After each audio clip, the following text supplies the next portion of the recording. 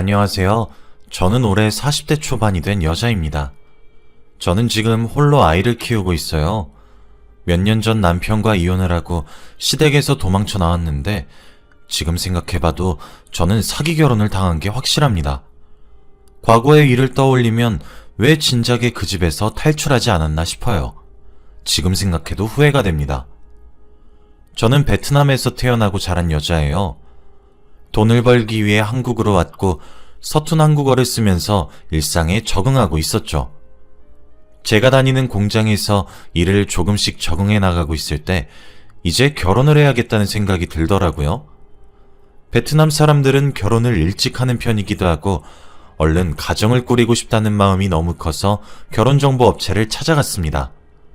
가서 저의 인적사항들을 다 작성하고 상담도 받았죠. 저는 배우자가 어떤 사람이든 상관없었습니다. 그저 베트남에서 온 저를 많이 도와주고 듬직한 사람이기만 하면 됐거든요. 그렇게 몇 주가 지나고 결혼정보 업체에서 연락이 왔습니다. 배우자를 찾았다고 말이죠. 저도 그분의 인적사항을 들었지만 그때 저는 한국어가 많이 서툴러서 모르는 단어가 너무 많았어요. 그래서 대충 이해를 하고 그분을 만나러 갔죠. 그 남자를 처음 만났을 때 말수도 되게 적고 무뚝뚝한 편이었어요. 하지만 그 모습이 저한테는 듬직하고 믿음직스럽게 다가왔습니다. 다행스럽게도 그 남자도 제가 마음에 들었는지 저의 서툰 한국어 실력을 귀여워해주고 대화도 잘 통했기 때문에 저희 사이는 점점 발전했죠. 그 남자와 만나면서 정말 많이 도움을 받았어요. 제가 한국에 들어와서 아는 사람도 없었고 한국어도 서툴렀기에 그 사람을 정말 많이 의지했습니다. 쉬는 날이 되면 오로지 그 남자만 만나고 연락도 그 남자랑만 했죠. 그냥 일상생활에 그 남자밖에 없었다고 표현해야 맞는 것 같아요. 제 하루 일상을 말할 사람이 있다는 것 자체로도 저는 기뻤죠. 저는 그 남자에게 빠져 있었고 저희는 깊은 연애를 했답니다. 다행히도 그 남자는 저를 많이 사랑해 주었기 때문에 너무 행복했어요. 처음 한국에 왔을 때는 모든 게 무섭고 두려웠는데 그 남자 하나로 세상이 밝게 보이더라고요. 무엇이든 할 수 있을 것 같았습니다. 저희는 2년 동안 연애를 했습니다. 결혼을 전제로 만난 사이긴 했지만 아직 준비가 안 된 부분도 많았고 그 남자도 벌이가 많지 않아서 기회만 보고 있었죠. 그런데 제가 그 남자와 결혼을 미루었던 이유가 한 가지 더 있습니다. 바로 그 남자의 말수 때문이에요. 솔직히 저도 한국에서 어느 정도 살았으니 말수가 없는 거랑 어설픈 거랑은 차이가 조금 있어요. 처음에 그 남자와 대화를 했을 때는 제가 한국에 대해 잘 몰랐으니 단순히 말수가 적고 무뚝뚝한 줄 알았습니다. 그런데 몇 년 동안 만나면서 저도 다양한 사람들과 대화를 해보니 그 남자는 말투가 어눌한 거였습니다. 그래서 솔직히 이 사람한테 무슨 문제가 있는 건가 라고 조심스럽게 생각해봤죠. 먼저 물어볼까 라고 생각도 해보았지만 그러면 상처가 될까봐 말을 꺼낼 타이밍을 보고 있었습니다. 그런데 그 남자는 제가 이런 고민을 하는 것을 전혀 몰랐는지 갑작스럽게 저에게 프로포즈를 했어요. 정말 뜬금없었습니다. 저희 사이의 결혼 이야기는 오고 가지 않았고 그 남자의 부모님을 뵌 적도 없었거든요. 그러면서 저에게 평생 행복하게 해줄게 라고 하는데 그 말을 듣고 제 고민은 사르르 녹아버렸습니다. 한국 생활을 하면서 그 남자가 없었다면 아마 저는 힘들어서 하루 종일 울면서 살았을지도 몰라요. 다행히도 좋은 사람을 만나서 이렇게 평생을 행복하게 해주겠다는 말까지 들으니 기분이 너무 좋았습니다. 저는 결혼 전에 예비 시부모님을 만나 뵈었어요. 저희 부모님은 베트남에 계셔서 오시진 못했고 영상통화로 대충 인사를 드렸고요. 처음으로 남편이 될 사람의 부모님을 뵈었는데 너무 떨리더라고요. 과연 저를 어떻게 봐주실지 걱정이 되었고 제가 베트남 사람이라서 혹시 싫어하시면 어떡하지? 등등 많은 두려움을 가지고 들어갔습니다. 그런데 다행히도 제가 들어가자마자 버선발로 뛰어나오셔서 환영해 주시더라고요. 아이고 며느리 왔네 라고 하면서 말이죠. 저를 좋아해 주시는 것을 보니까 결혼을 지체할 이유가 없었어요. 저희는 비용도 아낄 겸 결혼식도 올리지 않고 바로 혼인신고를 했습니다. 정식적인 부부가 되었죠. 그리고 저는 시댁에서 같이 살았습니다. 저와 남편의 출근 시간과 퇴근 시간이 같기도 했고 시댁살이도 없는 편이라 살만했어요. 그래서 어느 정도 결혼 생활에 적응을 하고 있는데 딱 한 가지 적응이 되지 않는 것이 있었습니다. 바로 결혼 전부터 의심이 되던 남편의 어눌한 행동과 말투였죠. 단순히 말수가 없는 게 아니라 건강에 문제가 있는 건 아닌가 싶더라고요. 그래서 시부모님께 조심스럽게 여쭤볼까 고민하고 있었는데 하필 그때쯤 제가 임신을 하고 말았습니다. 시부모님에게 여쭤보려고 수많은 고민을 했지만 시기를 놓치고 말았고 임신에만 집중해야 했어요. 다행히도 남편과 시부모님도 제 임신을 많이 축복해 주셔서 행복한 임신 기간이었죠. 남편은 제가 먹고 싶다는 게 있으면 새벽에 버선발로 나가서 어떻게든 구해와 줬고 시부모님도 저보고 아무 일도 하지 말고 쉬라고 하셨어요. 임신하는 내내 정말 행복하기만 했습니다. 결혼을 정말 잘했다고 생각할 정도였죠. 그런데 이 행복은 오래가지 못했습니다. 제가 임신을 하는 동안 집에 있는 시간이 많아지니까 동네 사람들이랑 많이 친해졌어요. 그 중에 제 또래도 많았고 같이 임신을 하고 있는 사람들도 많아서 잘 맞는 부분도 많았죠. 그런데 한국 사람들이랑 친해지고 그분들의 남편도 가끔씩 만나면서 느낀 게 딱 하나 있었어요. 저희 남편과 정말 다르다는 점이었죠. 저희 남편은 제가 한번 말하면 잘 알아듣지 못하거나 이해를 잘 못하는 경우가 덜어 있는데 남의 집 남편들은 전혀 그러지 않았어요. 의사소통이 굉장히 잘 되었죠. 그때부터 조금 무언가 잘못되었다는 것을 느꼈던 것 같습니다. 저도 이제 얼추 한국말도 잘 알아듣고 나름 유창하게 대화를 하는 수준이라서 다 알아들을 수 있었거든요. 그래서 더는 궁금함을 참을 수 없었기에 시부모님에게 찾아가서 궁금한 것을 다 물어보았습니다. 남편이 이상한데 혹시 숨기는 것이 있냐고요. 도대체 왜 저희 남편은 다른 집 남편들이랑 다르냐고 말이죠. 행동과 말투까지 다 달랐거든요. 그런데 시어머니가 하는 말은 정말 충격적이었습니다. 바로 남편이 지체장애를 가지고 있다고 했거든요. 제가 몇 년 동안 만났던 이 사람이 장애인이었다뇨. 저는 믿기지 않았습니다. 저희 남편과 시부모님은 저에게 단 한마디도 하신 적이 없어요. 그런데 이제서야 임신까지 한 저에게 이 사실을 말하니까 억장이 무너지더라고요. 이건 사기 결혼이잖아요. 처음 남편을 만난 게 결혼정보업체를 통해서 만났잖아요. 그런데 시부모님은 남편의 지체장애를 알리지 않았대요. 너무 심하지도 않고 일반인과 같이 생활할 수 있는 수준이니까 상관없다고 하면서요. 저는 어떻게 해야 될지 모르겠었습니다. 그런데 거기다 대고 시어머니가 하시는 말씀이 더 충격적이었어요. 멀쩡하면 너 같은 거랑 왜 우리 아들을 결혼시켰겠니? 너네 나라로 보내버린다 라고 하셨죠. 그 말을 듣고 저는 망연자실했고 눈물밖에 나오지 않았습니다. 장애인이라고 남편이 싫어진 게 아니었어요. 저한테 한마디라도 해줬으면 이런 일까지 생기진 않았을 겁니다. 단지 제가 화나고 억울한 이유는 그들이 저를 속였기 때문이에요.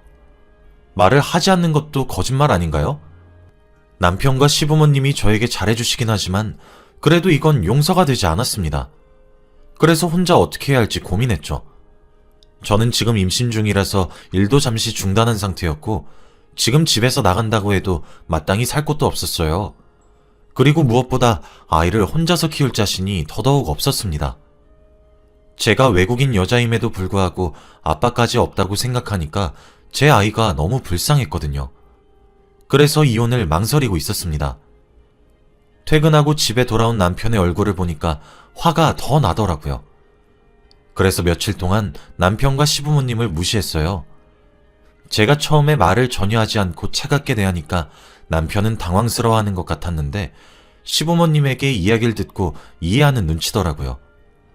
남편과 시부모님은 끝까지 저에게 사과 한마디 없으셨고 집안은 차가운 공기만 감쌌죠.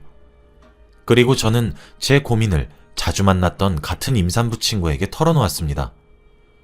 이런 일이 있었고 앞으로 나는 어떻게 해야 하냐고 말이죠. 그런데 친구는 화를 불같이 내면서 당장 그 집에서 나가라고 하더라고요. 그 사람들은 너를 속이고 사기 결혼을 시킨 나쁜 사람들이라고 하면서 말이죠. 그 집에서 살게 될 네 자식은 어떨 것 같냐고 하면서요. 저는 그때 결심했습니다. 아이를 위해서 나가는 게 맞다는 것을요. 처음에는 아이를 위해서라도 그 집에 있어야 한다고 생각했지만 이런 집안이라면 제 아이한테 어떻게 행동할지 뻔히 보였습니다. 그래서 저는 집을 나가려고 했어요. 집을 나가기 위해 새벽에 짐을 몰래 싸고 있었습니다. 그런데 며칠 동안 말 한마디 나누지 않았던 남편이 저를 붙잡더라고요. 그러면서 하는 말이 더 어처구니 없었습니다. 내가 미안해. 우린 너 없으면 안 돼. 라고 하면서 말이죠. 눈에 눈물이 맺힌 채로 저에게 싹싹 비는데 차마 그 손길까지 뿌리치지 못하겠더라고요. 거실에서 저와 남편이 실랑이를 벌이고 있는 소리를 듣고 시부모님이 방에서 나오셔서는 갑자기 저에게 사과를 했습니다. 며칠 전까지만 해도 저를 고향으로 보내버리겠다고 화를 내셨으면서 이렇게 집을 나가려고 하니까 붙잡는 게 이상하더라고요. 그렇게 셋이서 제 손목과 발목을 붙잡고 미안하다고 이제는 숨기는 거 절대 없다고 사과하시는데 순간 마음이 약해졌습니다. 그래서 어쩔 수 없이 계속 남겠다고 했죠. 남편이 싫었다기보다는 그들의 거짓말에 상처를 받았고 사과를 받는 걸 원했던 것 같네요. 날이 밝고 저에게 조언을 해주었던 친구를 찾아가서 있었던 일을 다 말했습니다. 그런데 친구는 화를 내면서 지금이라도 나오라고 하더라고요.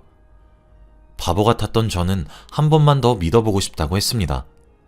친구도 제 선택에 결국 꼬리를 내리고 말았죠. 사실 처음에는 그날만 그렇게 간절하게 원하고 막상 제가 이 집에서 남는다고 하면 다들 예전처럼 돌아오실 줄 알았어요. 그런데 생각외로 남편과 시부모님은 저를 공주 취급해 주셨습니다. 남편은 저에게 많이 미안했는지 예전보다 저를 많이 사랑해 주었고 시부모님도 저를 예뻐해 주셨거든요. 그래서 조금씩 과거의 일을 잊혀져 가고 있었습니다. 남편이 장애이던 말던 저를 사랑해 주기만 하면 된다고 생각했거든요. 그동안 아이도 낳고 육아를 하느라 사실 정신이 없긴 했습니다. 남편은 몸이 힘들면 안 됐기에 육아를 별로 도와주지 못했어요. 남편은 자기 몸도 혼자서 가누기에도 벅찼거든요. 그래서 아이는 저 혼자 키웠다고 해도 과언이 아닐 정도입니다. 저는 이해할 수 있었고 밖에서 일을 하고 돈을 벌어오는 사람이었기에 육아까지 시키고 싶은 마음은 없었어요. 그래서 아이가 새벽에 울거나 보채면 제가 다 달랬습니다. 남편은 육아를 하는 방법을 전혀 몰랐거든요. 그런데 그날 새벽도 여느 때와 다름없이 아이가 울더라고요. 저는 잠에서 깨서 보채는 아이를 달랬습니다. 그리고 아이를 안은 채로 집 구석구석을 걸어다니면서 다시 재우려고 노력하고 있었죠. 그런데 그날 정말 충격적인 사실을 하나 알았습니다. 시부모님 방에 불이 켜져 있더라고요. 시간은 새벽이었는데 그때까지 안 주무시고 뭐 하시나 싶어서 방문 근처로 가보니 대화를 나누고 계셨습니다. 그런데 대화 내용을 듣고 저는 충격에 빠지고 말았어요. 아휴, 이혼했으면 우리 아들 평생 우리가 돌볼 뻔했네. 나이 40 넘은 장애인 아들을 어떻게 우리가 돌볼까요? 다행히 그렇게 미안하다고 사과하니까 며느리가 와서 아들을 돌봐주네요. 자존심 좀 굽히니까 좋다고 집으로 돌아온 며느리도 참 웃기죠? 다행이에요. 평생 아들을 케어해줄 사람이 있어서. 저는 이 말을 듣고 말문이 턱하고 막혔습니다. 시부모님은 저를 일손 취급한 거잖아요. 이혼하면 자신의 아들을 돌볼 사람이 없다며 평생 옆에서 케어해줄 사람이 필요했던 거였어요. 정말 화가 머리끝까지 솟았고 화를 주체할 수 없었습니다. 그래서 바로 방문을 열고 크게 화를 냈어요. 어머니, 아버지, 지금 뭐라고 하셨어요? 제가 문을 열고 들어가니 두 분은 당황하셔서 얼이 빠졌더군요. 저는 아이가 울던 말던 미친 듯이 화를 냈어요. 어머님, 아버님, 저 지금까지 일손 취급하신 거죠? 이혼하면 남편 돌보셔야 하니까 저한테 다 떠넘기시려고 이혼 못하게 막으신 거죠?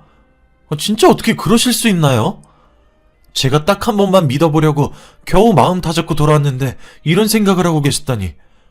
제가 베트남에서 왔다고 호구로 보이시는 거예요? 저 이혼하겠습니다. 제 큰 소리에 자고 있던 남편도 일어났고 온 가족이 모였어요. 남편은 제가 했던 말을 알고 있었는지 아무 말도 하지 않더라고요. 저를 사랑해서 잘해주었던 게 아니라 자신을 평생 간호해줄 사람을 지키기 위해 잘해주었던 겁니다. 정말 나쁜 사람이었죠. 저는 남편까지 저를 속이고 가지고 놀았다는 사실을 아니까 미치겠더라고요. 당장 해가 뜨면 법원에 가서 이혼을 하자고 했고 마지막으로 딱 한 가지만 물었습니다. 도대체 왜 숨겼냐고 말이죠. 그런데 남편은 아무런 말도 하지 않았고 미안하다고 절절매기 시작했습니다. 평생 여자는 저밖에 없다고 하는 것으로 모자라 아이를 가지고 협박했죠. 아이를 아빠 없는 애로 키우면 아이가 엄마를 얼마나 미워하겠냐고 말입니다. 저는 진심 어린 사과 한마디 하지 않는 그 가족들을 보고 얼른 탈출하고 싶었어요. 저는 싹 다 무시하고 짐을 싸기 시작했습니다. 원래라면 말릴 사람들이 이제 말릴 핑계도 없는지 가만히 보고 있더라고요. 그리고 아이는 제가 키우기로 했습니다. 아이까지 빼앗길 순 없었거든요. 남편도 아이에 대한 애정이 없는지 딱히 붙잡지 않았습니다. 그럴만도 하죠. 자기 손길이 단 한 군데도 닿지 않았으니까요. 그리고 해가 뜨자마자 이혼 서류를 남편에게 보냈습니다. 저는 위자료 이런 거 하나도 필요 없으니 합의 이혼으로 끝내자고 했고 양육비만 제대로 보내달라고 했어요. 남편은 끝까지 미안하다고 사과를 했지만 한 번 돌아간 마음은 다시 되돌아오지 않았습니다. 이혼이라는 게 한 번 도장을 찍으면 바로 끝나는 게 아니더라고요. 남편과 갈라서는데 되게 오랜 시간이 걸렸습니다. 그리고 이혼을 하면서 알게 된 게 딱 한 가지가 있는데 정말 충격적이었어요. 세상에 여자는 저 하나밖에 없다고 했던 남자가 바로 이혼 경력이 있었습니다. 저와 만나기 전에 과거에 이미 결혼을 했고 이혼을 했었던 남자였더라고요. 그 사실을 알고 청천벽력이었습니다. 까도 계속 나오는 그 집의 비밀에 정말 할 말을 잃었죠. 이혼이 끝나자마자 저는 아이를 데리고 멀리 떠났어요. 최대한 그 집에서 먼 곳으로 말이죠. 처음에는 정말 힘들고 정착하는 것이 너무 무서웠지만 부딪혔어요. 아이를 위해서 말이죠. 그리고 고난과 역경이 끝나고 지금은 좋은 사람들 밑에서 열심히 일을 하고 있습니다. 외국인 여자가 아이를 혼자 키우는 것은 정말 힘들지만 그래도 좋은 사람들 덕분에 잘 지내고 있어요. 사람도 많이 없고 자연과 가까운 곳에서 사니까 훨씬 좋습니다. 가끔씩 새벽에 전 남편에게 연락이 와요. 자기가 장애인인 게 죄냐? 부모님 안 보고 살면 되는 거 아니냐? 너밖에 없다, 보고 싶다 하면서 말이죠. 저는 이제 그 사람의 전화번호를 차단시켰고 연락을 전혀 받고 있지 않습니다.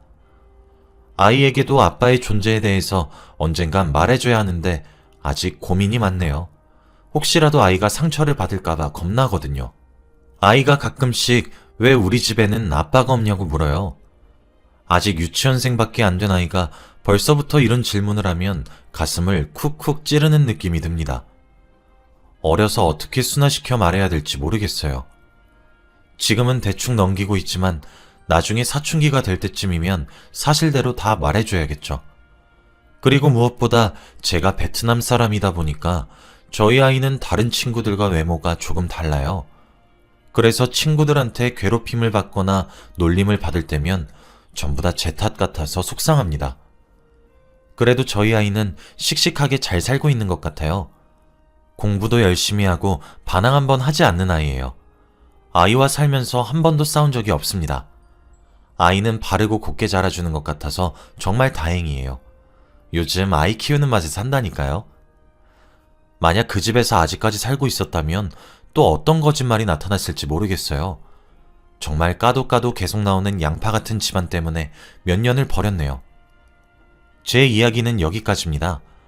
지금은 과거에 비하면 너무 행복하고 즐거워요. 저는 비록 사기 결혼을 당했지만 여러분들은 꼭 이런 일이 없었으면 좋겠습니다.